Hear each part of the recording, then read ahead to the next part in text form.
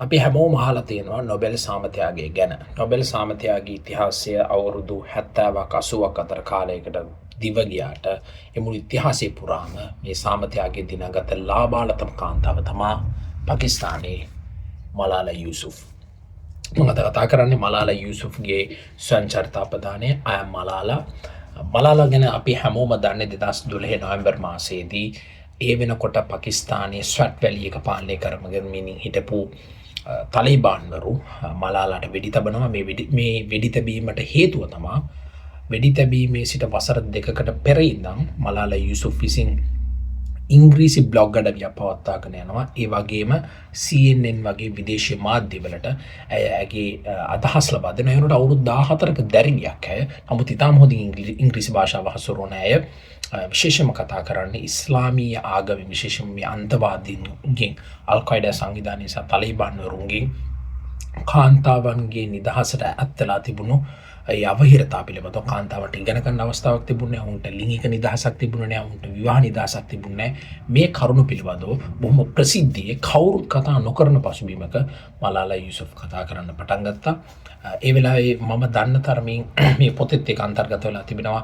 තලිබාන්වරු අවස්ථා දෙකකදී විශේෂයෙන්ම එක් අවස්ථාවකදී මලාලාගේ පියාට සානිත අවස්ථාවේදී මලාලාගේ පියාගේ සහෝදරයට අනතුරු අඟවනවා. යම් ආකාරයකින් අපි කියන්නේ ඩිෆරන්ට් channel එකකින් අනතුරු අඟවනවා. කරුණා කරලා ඔබේ තියනියව නිහඬ කරවන්න නැත්නම් දරුණු ප්‍රතිවිපාක වලට මුහුණ දෙන්න සිද්ධ වෙයි කියලා.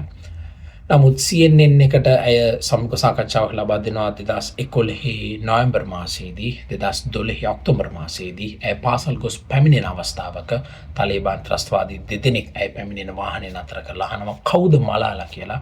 ඉතින් ඇය කියනවා මම තමයි මලාලා කියලා.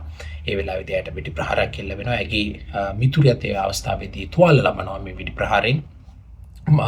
ඝාතකයන් හිතන්නේ මලාලා මිය ගියා කියලා. නමුත් වාසනාවට ඇගේ හිසට තහ උරහිසට වෙඩි ප්‍රහාරවල දෙකක් කෙල්ල වෙනවා. ඇයව කඩිනමින් අරන් යනවා එතන තියෙන මිලිටරි ස්කූල් මිලිටරි හොස්පිටල් එකකට. එතනදී මේ වෙඩි තැබීම පිළිබඳව මුළු ලෝකේ පුරාම කතා වෙන්න පටන් ගන්නවා. අවුරුදු 14ක දැරිවියක් අධ්‍යාපනය පිළිබඳ කතා කරපු නිසා ඉස්ලාමීය අන්තවාදී ත්‍රස්තවාදී කණ්ඩායමක් විසින් ඝාතනය කරන්න උත්සාහ කරා කියන නිවුස් එකෙම නැත්නම් මේ ප්‍රවෘත්තිය මුළු ලෝකේ පුරාම ප්‍රචාරය වෙන්න පටන් ගන්නවා. ඒ වෙලාවේදී UAE එක්සත් ජනපදය සහ ජර්මනි කියන රටවල් තුනම මෙඩිකල් ට්‍රීට්මන්ට්ස් ලබා දෙන්න ඇවිල්ලා සිටින. නමුත් අවසානයේදී මලාලාගේ පවුල තීරණය කරනවා ඈත් එක්ක මහා බ්‍රිතාන්‍යයට යන්න. 2013 වෙඩි ප්‍රහාරයෙන් 2012 වෙඩි ප්‍රහාරයෙන් සතියකට පස්සේ බර්මින්හෑම් වලට ඇය සහ ඇගේ පවුල යනවා. ඒ ක්වීන් එලිසබෙත් මාස 3ක ප්‍රතිකාර ලබනවා. එයින් පස්සේ මුළු ජීවිත කාලෙම දැන් 2013 ඉඳන් ජීවත් වෙන්නේ එංගලන්තේ. උනට 2025 දී වෙඩි තැබීමෙන් වසර 13කට පස්සේ මලාලා නැවතත් තමගේ හෝම් ටවුන් එකට එහෙම නැත්නම් මේ ස්වැට් වැලි එකට පැමිණෙනවා. මොකද ඒ වෙනකොට පාකිස්තාන රජයට තමයි වැඩි බලතල නැත්නම් වැඩි ආරක්ෂක අයිතිය තිබුණේ මේ ස්වැට් වැලි එකේ. මොකද තලිබාන්වරු ඒ වෙනකොට සම්පූර්ණයෙන්ම ඇෆ්ගනිස්තානයට ගොස් තිබුණේ. ඉතින් මේ පොත ගැන කියනකොට මේ පොතේ ආරම්භය හරි ලස්සන කතාවක් කියනවා මලාලා. මොකද මේ මුස්ලිම් පෞල් සංස්කෘතිය තුළ නැත්නම් මේ පෞල් සමාජය තුළ විශේෂයෙන්ම කාන්තාවක නැත්නම් දැරිවියකගේ උපත පිළිබඳව ඒ කියන්නේ මෙහෙම කතාවක්. I was a girl where rifles are fired celebration of a son. ඒ කියන්නේ ඇගේ උපත සිද්ධ වෙනකොට ඇයි දියණියක් නිසා ඒක පවුලට තරම් දෙයක් නෙමෙයි. මොකද මම ජීවත් වෙන ප්‍රදේශයේ පුතෙක් ඉපදුනොත් පවුලට බයිනෙත්තු පවා පත්තු වෙන ප්‍රදේශයක තමයි ඇය ජීවත් වෙන්නේ. ඒකේ තේරුම් ගන්න පුළුවන් මේ කාන්තාවට මේ ඉස්ලාමීය සමාජය තුළ තිබුණු තැන. ඉතින් ඒ වටපිටාවක තමයි මලාලා අවුරුදු 14 දී විශාල හඬක් නගන්නේ. කොමාරි 2017 දී ඇය නොබෙල් සාමතයාගේට සුදුසුකම් ලැබුණා. ඇය සාමතයාගේ දිනා ගන්නවා.